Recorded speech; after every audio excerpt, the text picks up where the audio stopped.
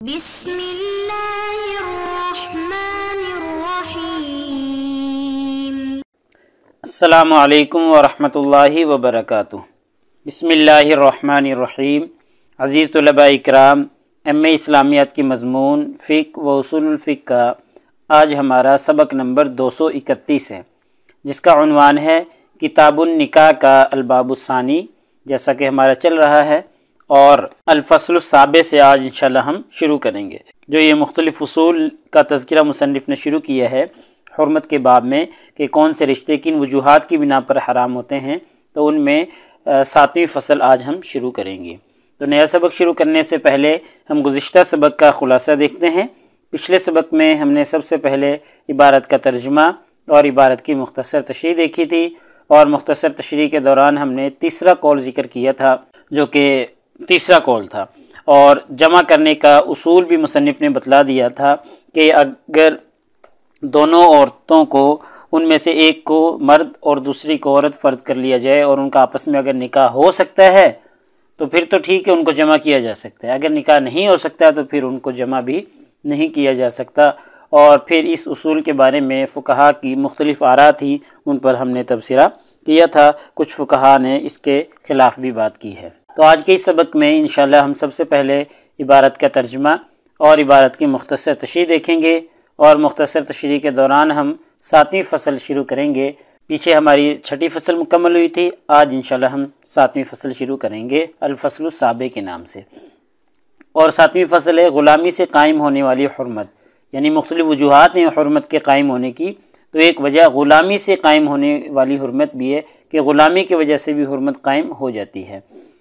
تو اس کے بارے میں فقہا کا اختلاف ہے، تو انشاءاللہ آج کے اس سبق میں ہم فقہا کے اس اختلاف کی وضاحت کریں گے۔ ایسے ہی پھر اختلاف کا سبب بھی بیان کریں گے کہ اختلاف کا سبب کیا ہے، کن دلائل کی بنیاد پر اختلاف واقع ہوا ہے، اور انشاءاللہ پھر آخر میں مصنف کے مطابق جو ترجیح ہے، کون سے مسلک کو ہے، کن کی آراء کو ترجیح ہے، مصنف نے ترجیح بھی دی ہے اور وجہ ترجیح بھی بیان کی ہے، تو انشاءاللہ تفصیلات ہم دیکھتے ہیں۔ تو چلیے دیکھتے ہیں، یہ آج کی ہماری عبارت ہے الفصل السابع فی موانع الرق۔ 7ویں فصل جو ہے وہ غلامی سے قائم ہونے والی حرمت کے بارے میں ہے، یعنی رقیت کی وجہ سے جو نکاح حرام ہوتا ہے اس کے بارے میں ہے۔ تو واتفقوا، فقہا کا اتفاق ہے، علی انہ یجوز للعبد ان ینکح الامۃ، کہ اس پر تو اتفاق ہے فقہا کا کہ غلام کے لیے جائز ہے کہ وہ باندی سے نکاح کر لے، یعنی غلام یہ بھی غلام ہے اور جو دوسری طرف عورت ہے وہ بھی غلام ہے، وہ باندی ہے، تو غلام کا باندی کے ساتھ نکاح بالاتفاق جائز ہے، اس میں کسی کا کوئی اختلاف نہیں ہے۔ یہ تو ایک مسئلہ ہو گیا۔ وَلِلْحُرَّةِ أَن تَنْكِحَ الْعَبْدَ، اور اس بات پر بھی فقہا کا اتفاق ہے کہ حرہ جو ہے، آزاد عورت جو ہے، وہ غلام کے ساتھ نکاح کر لے، یعنی غلام کے ساتھ نکاح کر لے آزاد عورت، یہ بھی جائز ہے۔ کب جائز ہے یہ؟ اذا رضیت بذلک ہی اولیاؤہا، کہ جب کہ یہ عورت خود بھی اور اس کے اولیاء جو ہیں وہ بھی اس پر راضی ہوں کہ آزاد عورت ہے، وہ غلام کے ساتھ نکاح کرے، تو یہ اگر وہ راضی ہیں دونوں تو پھر یہ بالاتفاق جائز ہے۔ یعنی دو مسئلے ہو گئے نا، کہ ایک تو غلام کے ساتھ نکاح کرے باندی کے ساتھ، تو یہ بھی جائز ہے، اور آزاد عورت غلام کے ساتھ نکاح کرے یہ بھی جائز ہے۔ اس میں بھی فقہا کا اتفاق ہے اس کے جواز پر۔ واختلفوا، یہاں سے اختلافی مسئلہ ہے کہ اختلاف فقہا کا اس بات میں فی نکاح الحر الامۃ، کہ آزاد مرد جو ہے، آزاد وہ باندی کے ساتھ نکاح کرے، تو اس کے بارے میں اختلاف ہے فقہا کا۔ فقال قوم، فقہا کی ایک جماعت کا کہنا ہے، یجوز باطلاق، کہ مطلقاً جائز ہے کہ آزاد مرد جو ہے وہ باندی کے ساتھ نکاح کر لے، بالاتفاق مطلقاً جائز ہے یہ۔ وہو المشہور من مذہب ابن القاسم، ابن قاسم کا بھی یہی مشہور مذہب ہے۔ ابن قاسم وہی ہیں جو امام مالک رحمہ اللہ کے اصحاب میں سے ہیں۔ تو بہرحال امام مالک رحمہ اللہ کا بھی گویا کہ یہ مسلک ہو گیا کہ اطلاقاً یہ جائز ہے، مطلقاً یہ جائز ہے کہ آزاد مرد جو ہے وہ باندی کے ساتھ نکاح کرے۔ وقال قوم، اور فقہا کی ایک جماعت کا کہنا ہے، لا یجوز، کہ آزاد مرد کے لیے جائز نہیں ہے کہ وہ باندی کے ساتھ نکاح کرے، الا بشرطین، ہاں اگر 2 شرطیں پائی جائیں تو پھر آزاد مرد جو ہے اور باندی کے ساتھ نکاح کر سکتا ہے۔ وہ دو شرطیں کون سی ہے؟ عدم الطول، عدم استطاعت، یعنی اس کے پاس مہر دینے کا یا استطاعت نہیں ہے، مال و دولت نہیں ہے جس کے ذریعے وہ نکاح کر سکے، تو عدم طول جو ہے ایک یہ شرط ہے، اور دوسری ہے وہ خوف العنتی، اور بدکاری کا خوف، یعنی اگر بدکاری میں پڑنے کا خوف ہو اور استطاعت نہ ہو تو پھر جائز ہے کہ آزاد آدمی کسی باندی کے ساتھ ہی نکاح کر لے۔ وَهُوَ الْمَشْهُورُ مِن مذہب مالک وَهُوَ مذہب ابی حنیفہ والشافعی، اور یہی مسلک جو ہے امام مالک رحمہ اللہ کا مشہور مسلک ہے، امام ابو حنیفہ رحمہ اللہ کا اور امام شافعی رحمہ اللہ کا، ان تمام فقہا کا یہی مسلک ہے کہ جی اگر یہ دو شرطیں پائی جاتی ہیں تو پھر تو جائز ہے کہ آزاد آدمی باندی کے ساتھ نکاح کر لیں، اور اگر یہ نہیں پائی جاتی تو پھر جائز نہیں ہے۔ آگے دیکھیں، وَالسَّبَبُ فِي اخْتِلَافِهِمْ، یہاں سے اختلاف کا سبب بیان کیا جا رہا ہے کہ ان فقہا کے درمیان میں جو اختلاف واقع ہوا ہے کہ جی کچھ کا کہنا ہے کہ جی آزاد مرد جو ہے وہ باندی کے ساتھ نکاح کر سکتا ہے، اور کچھ کا کہنا ہے کہ جی نہیں کر سکتا۔ تو اب یہ اختلاف ہو گیا، تو اس اختلاف کا سبب اور اس اختلاف کی وجہ کیا ہے؟ تو معارضۃ دلیل الخطاب فی قولہ تعالی ومن لم یستطع منکم طولا ان ینکح المحسنات، کہ یہ جو اللہ تعالیٰ کا فرمان ہے نا کہ تم میں سے جو شخص اتنی قدرت نہ رکھتا ہو کہ آزاد مسلمان عورت سے نکاح کر سکے، تو اس آیت مبارکہ میں اللہ تعالیٰ کے اس فرمان میں جو خطاب کی دلیل ہے اس کا تعارض ہے اللہ تعالیٰ کے دوسرے فرمان کے ساتھ۔ وہ کیا ہے؟ لعموم قولہ تعالی وانکحوا الایام منکم والصالحین، کہ تم میں سے جو لوگ بے نکاحے ہوں ان سے نکاح کر دو، یعنی ان کا نکاح کر دو۔ تو اب اس آیت مبارکہ کا عموم یہ چاہتا ہے کہ بس جو بھی بے نکاحے ہیں، جو مجرد ہیں، ان کا نکاح کر دو۔ اب اس میں عموم ہے کہ بھئی وہ غلام ہو، باندی ہو، آزاد نہ ہو، عموم ہے، کسی کے ساتھ بھی کر دو۔ لیکن اوپر والی جو دلیل آیت مبارکہ ہے اس میں اللہ تعالیٰ کہہ رہے ہیں کہ اگر وہ استطاعت نہ رکھتا ہو آزاد سے نکاح کرنے کی تو پھر باندی کے ساتھ کر سکتا ہے، ٹھیک ہے۔ تو اب یہ شرط لگا دی اللہ تعالیٰ نے، اب ان دونوں کا تعارض ہو گیا۔ اس آیت مبارکہ کا عموم چاہتا ہے کہ جی کسی سے بھی نکاح کر لو، اور اس آیت مبارکہ کا جو دلیل خطاب ہے وہ چاہتا ہے کہ جی اگر استطاعت نہ ہو تو آزاد عورت سے نکاح کرنے کی تو پھر باندی کے ساتھ نکاح کر سکتے ہیں، ورنہ نہیں کر سکتے۔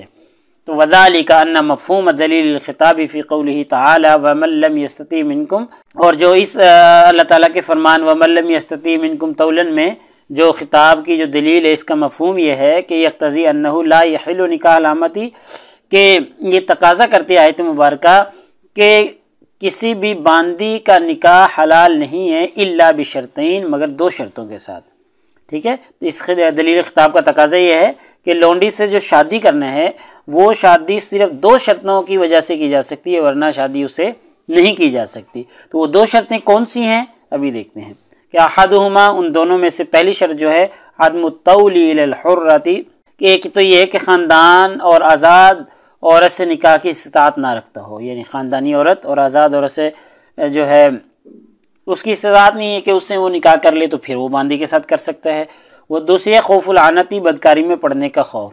تو یہ دو وجوہات ہیں، ان کی وجہ سے باندی سے نکاح کیا جا سکتا ہے، ورنہ اس سے نکاح نہیں کیا جا سکتا۔ آزاد مرد جو ہے وہ آزاد عورت کے ساتھ ہی نکاح کرے گا۔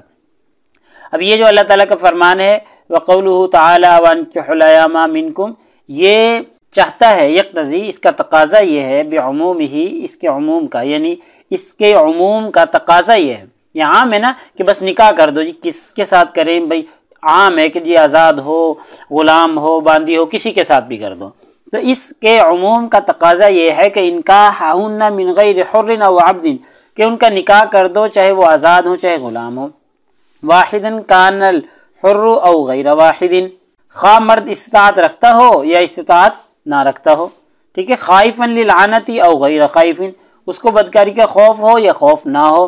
تو اس میں تو عام ہے نا، اللہ تعالیٰ نے کہہ دیا بس نکاح کر دو، عام ہے کہ جی چاہے ان میں بدکاری کا خوف پایا جائے یا نہ پایا جائے، وہ آزاد ہوں یا غلام ہوں، استطاعت رکھتے ہوں یا نہ رکھتے ہوں، تو یہ عام ہے، اور اس کے عموم کا تقاضا یہ ہے کہ کوئی بھی ہو اس کے ساتھ نکاح کر دو۔ لیکن نہ دلیل الخطابی اقواہا ہونا، لیکن مصنف کہہ رہے ہیں کہ جو دلیل خطاب ہے نا، جو خطاب کی دلیل ہے پیچھے ہم نے پڑھا تھا وَمَن لَّمْ يَسْتَطِعْ مِنكُمْ اقواہا ہونا، مصنف کہہ رہے ہیں کہ یہ زیادہ قوی ہے یہاں پر، واللہ اعلم، اللہ تعالیٰ زیادہ بہتر جانتے ہیں، لیکن میرے معلومات کے مطابق یہ دلیل جو ہے دلیل خطاب یہ زیادہ قوی ہے۔ من العمومی، عموم سے، یعنی دلیل خطاب جو ہے وہ دلیل عموم سے زیادہ قوی ہے۔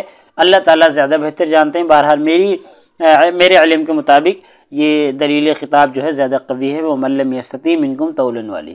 اب وجہ ترجیح بتا رہے ہیں کہ کیوں زیادہ قوی ہے، کیوں اس کو ترجیح دی گئی ہے، کیوں؟ لأن هذا العموم لم يتعرض فيه الى صفات الزوج المشترط في نکاح الاماء، کیونکہ اس عموم میں لونڈی سے جو نکاح کے لیے شوہر کی صفات مشروط ہیں ان سے تعرض نہیں کیا گیا۔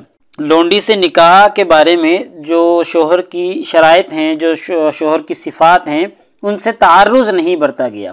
وَإِنَّمَا الْمَقْصُودُ بِهِ الْأَمْرُ بِإِنْكَاحِهِنَّ، اور یہاں مقصود ان کا نکاح کرنا ہے۔ ٹھیک ہے، یہ جو آیت ہے نا وَأَنكِحُوا الْأَيَامَ، اس میں تو صرف یہ مقصود ہے کہ ان کا نکاح کر دو۔ وَأَلَّا يُجْبَرْنَ عَلَى النِّكَاحِ، اور یہ مطلب نہیں ہے کہ ان کو نکاح پر مجبور کر دو، یہ مطلب نہیں ہے وَأَنكِحُوا الْأَيَامَ کے عموم کا کہ ان کو نکاح پر ہی مجبور کر، نہیں، مطلب یہ ہے کہ ان کا نکاح کر دو۔ مقصود صرف یہ بتانا ہے کہ ان کو بے نکاح نہ چھوڑو، لیکن یہ مطلب بھی نہیں بنتا کہ ان کو مجبور کر کے ان کا نکاح کر دو۔ وَهُوَ أَيْضًا مَحْمُولٌ عَلَى النَّدْبِ، اور ایک بات یہ بھی ہے کہ اس کو استحباب پر جمہور کے نزدیک محمول کیا گیا ہے وَأَنكِحُوا الْأَيَامَ کو، کہ اللہ تعالیٰ نے جو یہ حکم دیا ہے نا وَأَنكِحُوا الْأَيَامَ، تو اس میں استحباب ہے جمہور کے نزدیک، کہ مستحب ہے کہ ان کا نکاح کر دو۔ یہ زبردستی والا معاملہ نہیں ہے، یا یہ والا معاملہ نہیں ہے کہ ان کا جو ہے آزاد آدمی باندیوں کے ساتھ ہی نکاح کر دو، بس کر دو، ایسا نہیں، یہ مطلب نہیں بنتا اس کا۔ ٹھیک ہے، وہ صفات ہیں وہ لازمی ہونی چاہیے، لیکن یہ مطلب اس کا نہیں بنتا۔ مع ما فی ذلک من ایقاء الرجل ولدہ، جبکہ آدمی اپنی ہی اولاد کو غلام بنا لیتا ہے، یعنی آدمی جو ہے وہ اپنی ہی اولاد کو غلام بنا لیتا ہے۔ واختلف، فقہا کا اس بات میں اختلاف ہے، من ھذا الباب، اس باب میں، فی فرعین مشہورین، دو مشہور فروعات ہیں، دو مشہور مسائل ہیں، ان میں فقہا کا اختلاف ہے۔ وہ دو کون سے ہیں؟ عنی الذین لم یجیزوا النکاح الا بالشرطین المنصوص علیہما، کہ دو جو منصوص شرطیں ہیں ان کے ساتھ ہی نکاح کو جو جائز مانتے ہیں فقہا، ان کے ہاں دو فروعی مسائل میں اختلاف ہے۔ یعنی ہم نے دو گروہ پڑھے نا فقہا کے، ایک گروہ کا کہنا ہے کہ یہ دو شرطیں پائی جائیں گی تو پھر نکاح ہوگا، اور ایک گروہ کا کہنا ہے کہ نہیں، نہ شرطیں پائی جائیں تو پھر بھی نکاح ہو سکتا ہے۔ لیکن اب وہ فقہا جو کہتے ہیں کہ بھئی یہ دو شرطیں پائی جائیں گی تو پھر آزاد آدمی باندی کے ساتھ نکاح کر سکتا ہے ورنہ نہیں کر سکتا، تو ان فقہا کے نزدیک دو فروعی جو مسائل ہیں ان میں اختلاف ہے۔ وہ دو فروعی مسائل کون سے ہیں وہ ہم اگلے سبق میں انشاءاللہ دیکھتے ہیں۔ تو لہٰذا ہمارے آج کے اس سبق کا خلاصہ یہ نکلا کہ آج کے اس سبق میں ہم نے سب سے پہلے عبارت کا ترجمہ اور عبارت کی مختصر تشریح دیکھی ہے، اور مختصر تشریح کے دوران ہم نے 7ویں فصل شروع کی ہے، اور 7ویں فصل جو ہے وہ غلامی سے قائم ہونے والی حرمت کے بارے میں ہے۔ ایسے ہی فقہا کا اس بارے میں اختلاف تھا کہ غلامی سے قائم ہونے والی حرمت واقع ہوتی ہے یا نہیں ہوتی، اس میں اختلاف کی وضاحت ہم نے کر دی ہے، اور پھر اختلاف کا سبب بھی جاننے کی کوشش کی ہے کہ ایک آیت کے عموم کا تقاضا ہے کہ نکاح کر دو، نکاح ہو جاتا ہے باندی کے ساتھ بھی، اور دلیل خطاب کا جو مفہوم ہے یا اس کا تقاضا جو ہے وہ یہ ہے کہ دو شرطوں کے ساتھ نکاح ہو سکتا ہے، اگر وہ شرطیں نہیں پائی جاتی تو پھر نکاح بھی نہیں ہو سکتا۔ تو ایسے ہی پھر مصنف نے اپنی طرف سے تفصیل بیان کی ہے، ترجیح اور وجہ ترجیح بیان کی، اور مصنف نے بتلایا ہے کہ جو دلیل خطاب ہے وہ دلیل عموم سے زیادہ قوی ہے، تو مصنف نے تفصیلاً اس پہ گفتگو کر لی ہے۔ تو پیپر میں پوچھے جانے والے سوالات سے متعلق اگر ہم گفتگو کریں تو ایک یہی سوال ہے کہ مذکورہ عبارت کا ترجمہ اور تشریح کریں۔ ایسے ہی غلامی کی وجہ سے قائم ہونے والی حرمت میں فقہا کے اختلاف کی وضاحت کریں، تو تفصیلات ہم دیکھ چکے ہیں۔ یہ سوال ہمارا تقریباً مکمل ہو چکے ہیں، ابھی کچھ آبھاس اگلے سبق میں بھی آ جائیں گی۔ تو اگلے سبق نمبر 232 میں انشاءاللہ ہم اسی ترتیب سے چلتے رہیں گے، اور کتاب النکاح کا الباب الثانی جو کہ ہمارا چل رہا ہے چلتا رہے گا، آگے ہم احدہما سے پڑھیں گے۔ جزاکم اللہ خیر، السلام علیکم ورحمۃ اللہ وبرکاتہ۔ اگلے سبق تک اجازت چاہتا ہوں۔ اللہ تعالیٰ آپ سب لوگوں کو کامیابیاں اور ترقیاں نصیب فرمائے۔